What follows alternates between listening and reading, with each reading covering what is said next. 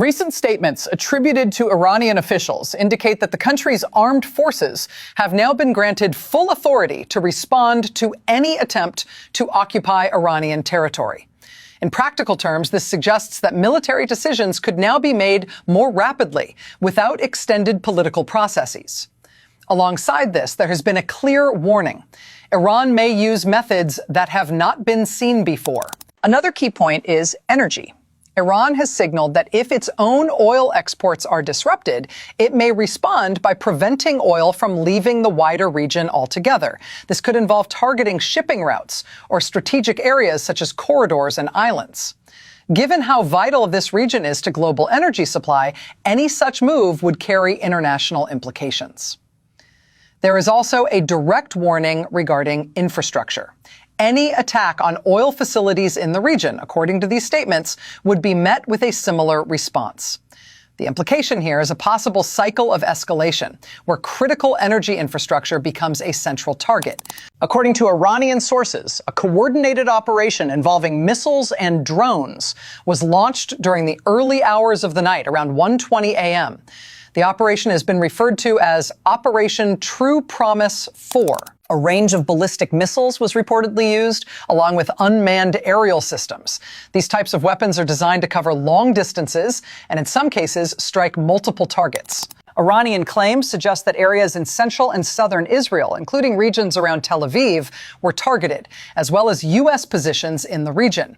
They described the operation as successful, though such claims are difficult to independently verify in real time. From the Israeli side, reports indicate that air defense systems were activated, with sirens sounding across multiple locations. Civilians were instructed to move into shelters, and in many cases, they did so within seconds. The attacks appear to have taken place in several waves extending into the morning hours. While many incoming projectiles were intercepted, debris from interceptions fell in different areas. In one instance, in the city of Rehovot, a residential structure was damaged by falling debris. Emergency services responded quickly, and fortunately, no fatalities were reported. There were, however, some minor injuries. Among them was an elderly woman who was hurt while trying to reach safety. Others experienced injuries while moving during the sirens. Bomb disposal teams are currently working to secure these. In Haifa, there are reports of additional impact on an oil refinery facility linked to falling debris. Officials have stated that controlled measures will be taken to handle any hazardous material. In response to these developments, Israeli forces have carried out airstrikes targeting locations inside Iran, including areas associated with military and strategic infrastructure. What analysts are now watching closely is not just the exchange of strikes, but the broader pattern. On one side, there are signals of expanded authority and new methods. On the other, there are continued defensive and retaliatory actions. Between these, there is a growing risk of miscalculation. If the situation continues along this path, it could extend beyond localized conflict. The involvement of energy routes, advanced weapons, and regional actors means the impact could spread wider, economically and strategically. And throughout all of this, it is ordinary civilians who remain most exposed, responding to sirens, seeking shelter, and living with uncertainty. The latest attacks were not isolated incidents. They were structured, phased, and deliberately timed. Reports indicate that multiple waves of missiles and drones were launched over several hours, beginning late at night and continuing into the early morning. This pattern is significant. It suggests an effort not only to strike targets, but also to overwhelm defensive systems through repetition and timing. Each wave appeared to test a different aspect of the defense response: reaction speed, interception capacity, and civilian readiness. From a strategic standpoint, this is no longer, it is becoming a methodical approach. Across multiple regions in Israel, sirens broke the silence repeatedly. In cities like Tel Aviv, Jerusalem, and the surrounding areas, civilians had only seconds to react. Families rushed into shelters, some in reinforced rooms inside their homes, others in public bunkers. For many, this has become a routine shaped by uncertainty. The sound of a siren is no longer rare, it is expected. Air defense systems were activated immediately. Interceptions lit up the night sky, with flashes marking where incoming threats were neutralized. However, not every projectile is stopped completely. Even successful interceptions can result in debris falling onto populated areas. This creates a second layer of danger, less visible, but equally real. Missile debris struck a residential building, causing visible structural damage. Windows were shattered, parts of the exterior were compromised, and the psychological impact on residents was immediate. Emergency teams arrived quickly, families were evacuated. Miraculously, there were no fatalities. But there were injuries, minor yet telling. An elderly woman was hurt while trying to reach safety. Others were injured in the rush triggered by sirens. These moments highlight something often overlooked. Even when defense systems work, life does not return to normal instantly. After the explosions fade, another remains. Unexploded fragments, sometimes from cluster-type munitions, can remain active on the ground. These are unstable, unpredictable, and extremely dangerous. Bomb disposal units have been deployed across affected areas. Their task is slow and precise. Each piece must be identified, secured, and neutralized.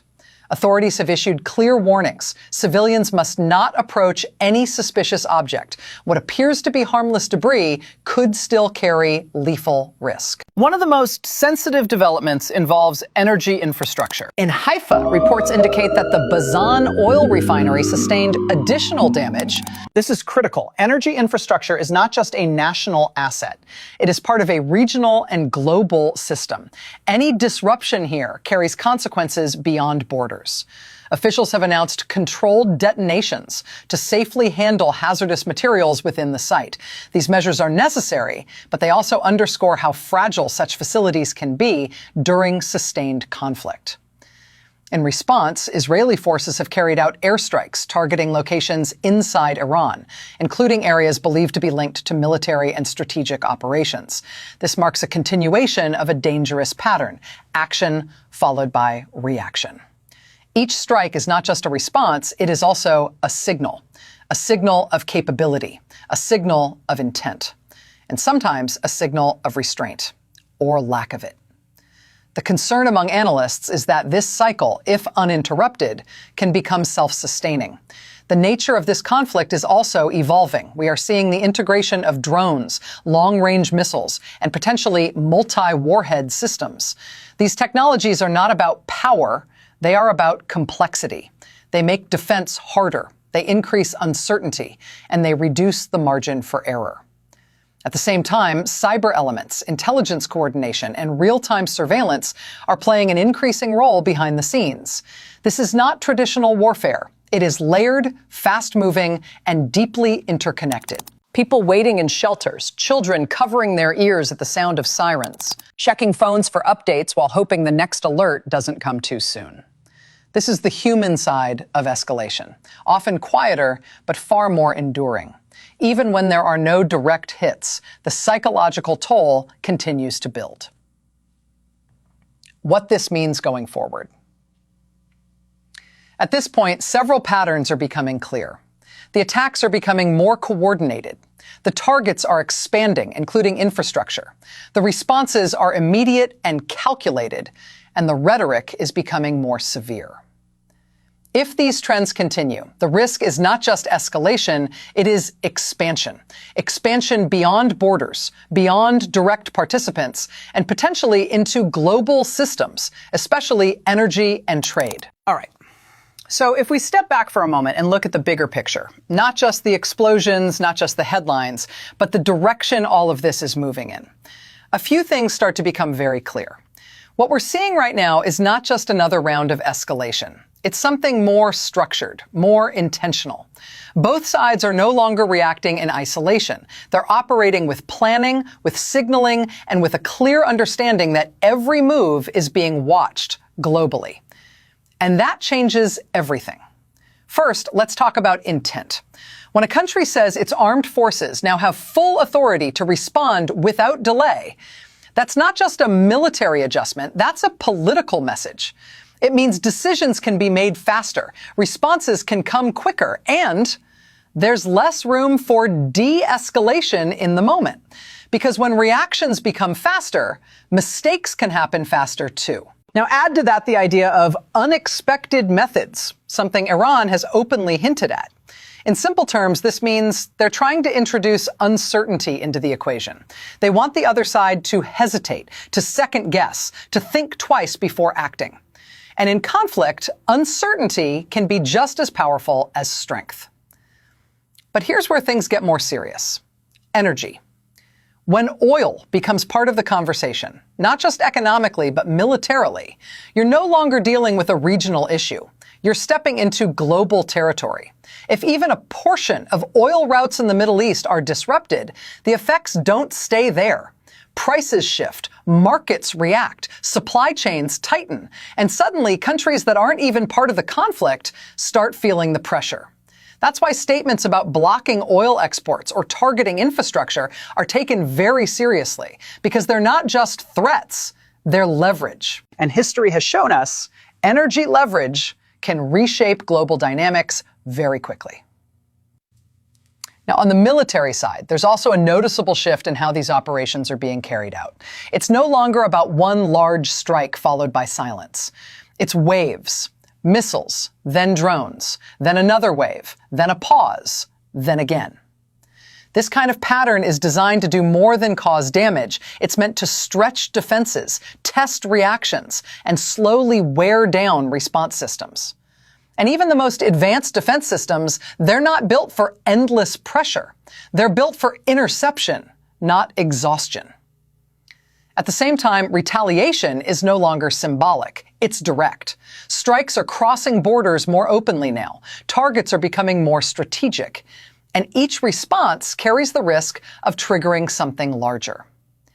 This is where analysts start to use a very specific word: spillover. Because once a conflict reaches this level, it doesn't always stay contained. You have multiple players in the region. You have alliances. You have interests that overlap in complicated ways. And all it takes is one miscalculation, one strike that goes further than intended, one reaction that's stronger than expected, and suddenly the situation expands, not gradually, but very quickly. Another important layer here is perception. Both sides are not just fighting physically, they're also shaping narratives. One side claims success, the other claims interception. One side highlights strength, the other highlights control. And in modern conflict, perception matters almost as much as reality, because it influences public opinion, international support, and even future decisions. Now let's bring this back to something more human. Because while all of this strategy is unfolding, there are millions of people simply trying to live through it. People waking up to sirens, parents trying to stay calm in front of their children, families calculating how many seconds they have to reach safety. This is the part that often gets lost when we focus too much on maps and missiles. The reality on the ground is not strategy, it's survival. And the longer this continues, the deeper that impact becomes, psychologically, economically, socially. Even if the conflict pauses, those effects don't disappear overnight. Now looking ahead, the big question is not just what happens next, it's how controlled can this remain? Because right now, despite everything, there is still a level of control. Targets are being selected, messages are being sent, lines, although tense, are still somewhat visible. But if those lines start to blur, if responses become less measured, if new actors become directly involved, then the situation could shift from controlled escalation to something far more unpredictable. And once that happens, pulling it back becomes much harder. So at this stage, we're standing at a kind of crossroads. On one side, there's continued escalation, calculated but dangerous. On the other, there's the possibility, however small, of stepping back, reassessing, and preventing something larger. But as of now, the signals we're seeing suggest movement forward, not backward. And that's what makes this moment so critical.